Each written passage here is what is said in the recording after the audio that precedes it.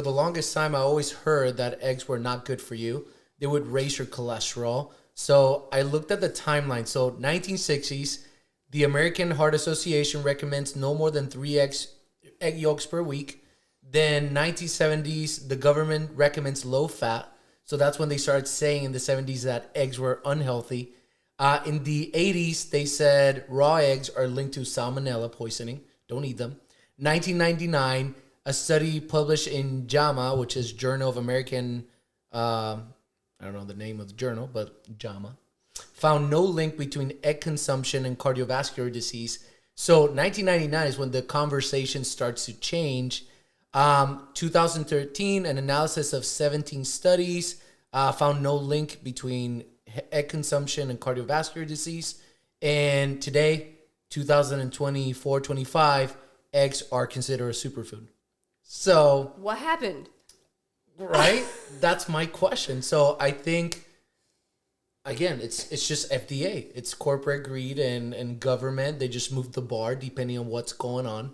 Obviously, it was convenient for the American Heart Association in the 60s to change the conversation because now they could say that animal fats were bad for you. So let's go back to food-like substances, which we talked about Crisco before. So now they're saying don't eat eggs at that point. Now the research is showing that's actually good for you. I mean, if it was made by God, it's a nature food, I think we should agree that it's a superfood. Well, and let's go let's go to the 1910, 1900, way back before the turn of the century and everything. Wouldn't you think most people ate eggs? We didn't really have shredded wheat then, did we? Or No. I mean, if you had chickens, that was it. I mean, that's what you ate, and it was healthy enough.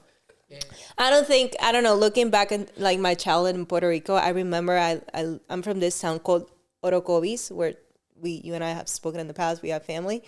And we had 2 farms. As a matter of fact, we still have one.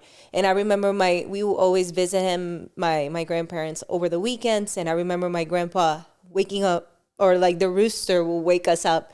And he was like, here, let's go. We're going to grab some eggs. And I remember for me, my grandparents, they were all if we're going to cook chicken, it's going to be our own. Everything was just from scratch.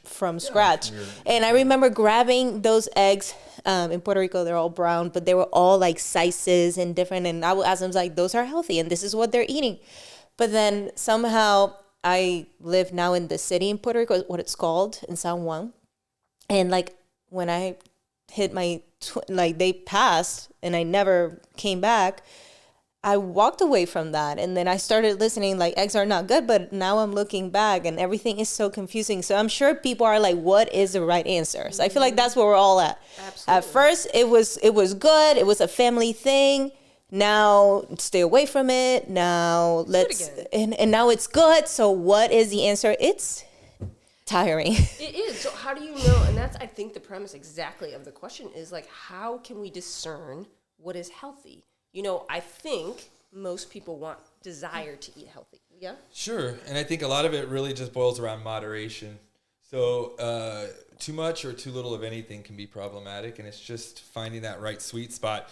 With eggs, of course, we have the high cholesterol that comes from the egg yolks. But at the same time, if you're not eating eggs on the regular, it's probably going to have more benefit to your body than not. You get your A vitamins, your D vitamins, you have your B2, B12. So this is immune function. This is energy production.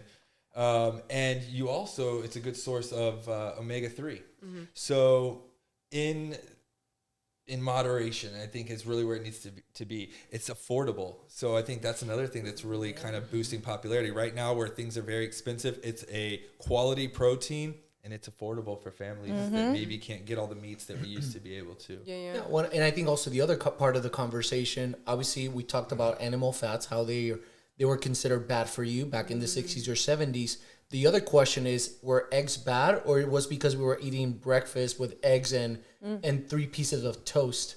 That are probably that your body, as it goes in, it's taking the carbohydrates first, and then it's just taking the fat and accumulating it. Right? But if you're eating a diet that's full of healthy fats, but you're not adding the carbs and the sugars and everything, you should be good. Even if you take Or French toast with your Well, with a bunch That's of. a big I problem. say, so it's not even though you have to remember, and it's how we use it. Because if you're having your eggs for breakfast, your eggs tend to be your primary. But then later in the day, if you cook bread, there's eggs in it. If there's cake, there's eggs in it. There's casserole, there's eggs in it. So if you start to use them more and more, now you're accumulating, and that becomes problematic because now you're putting in a lot of those fats. Whereas if you just have an egg or 2 eggs once or twice a week, I eat 2 eggs every day. so you're the problem. So Zach eats 4 to 6 eggs a day. yeah. but to get to the point, are they healthy, are they not? For me, if I'm like at the grocery store and I'm like, what food can I get simple, easy to grab, that where I'm gonna get all my nutrients, go for the eggs. Well, and that's exactly a great point of like, okay, are you better off grabbing the egg, or are you better off grabbing a box of Fruit Loops or a thing of shredded wheat, like frosted Right. mini wheats? Like, what do you want to do? Yeah, exactly.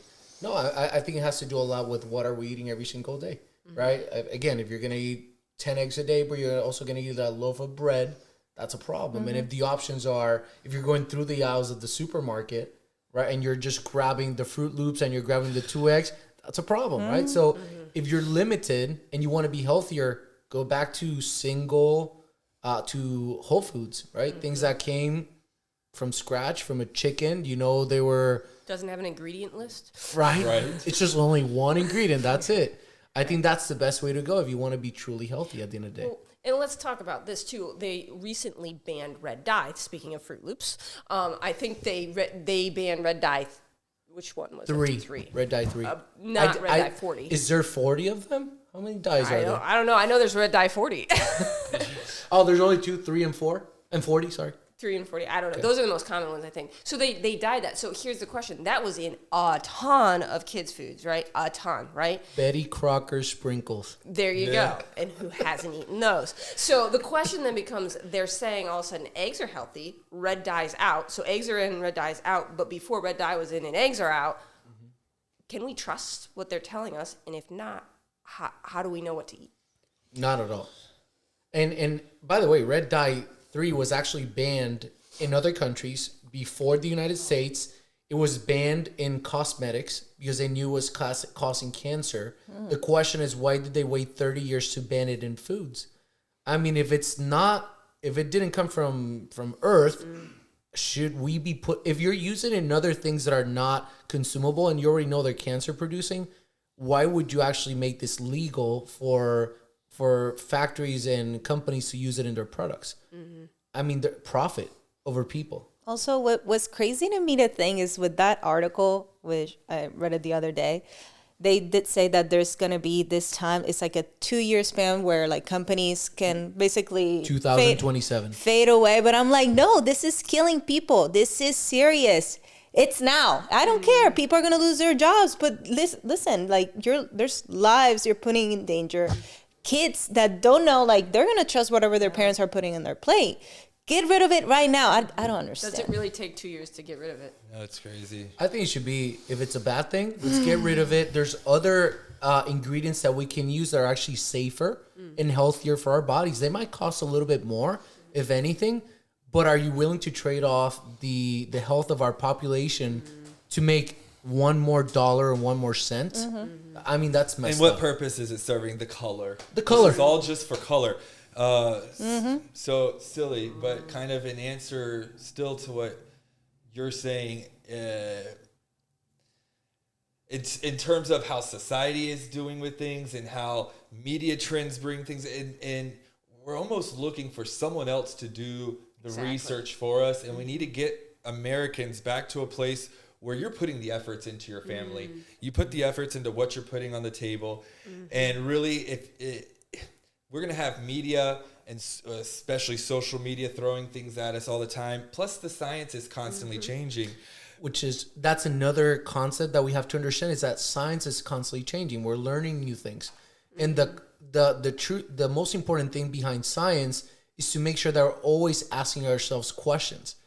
Another problem with the red dye issue is that it's been 30 years since it was studied. There's certain things that need to be studied all the time. It's like when I hear all the time people saying, I don't believe in chiropractic. It's a pseudoscience based upon what was said back in the 50s and the 60s. But now we're putting more money into research and we're starting to see that chiropractic works, not because now more people believe in it, but because now we're starting to see research that is proving what it does. So we're asking ourselves different questions every time. So bottom line with food, I like what you said. You said, hey, do your own research. For you too, how do you decide what to eat and what not to eat? I just go back to the Whole Foods. I was like, does this have one or two ingredients? Was this man-made? Is this a food-like substance? Is it actually came from Earth? Did God created this? That's how I make my decisions. And also recently, not like if you asked me 10 years ago, I wasn't doing this. But when I go to the grocery store, there, I'm turning and I'm looking at the label and I'm like, what is this? Can I read it? Or, like, oh, Red 40 or Red 30. I don't even know the number, but I'm like, it sounds familiar. Like, I don't know what it is. Why would I put it in my body? Exactly. I think that's the easiest way if for people to grasp the idea of you do your own research, like, I don't know what it is. Start with the back of the box. Right. I was always told if you cannot pronounce it, don't eat it. Don't eat it. That's it. I mean, and another thing I don't trust, eggs that come in a box or in a bag.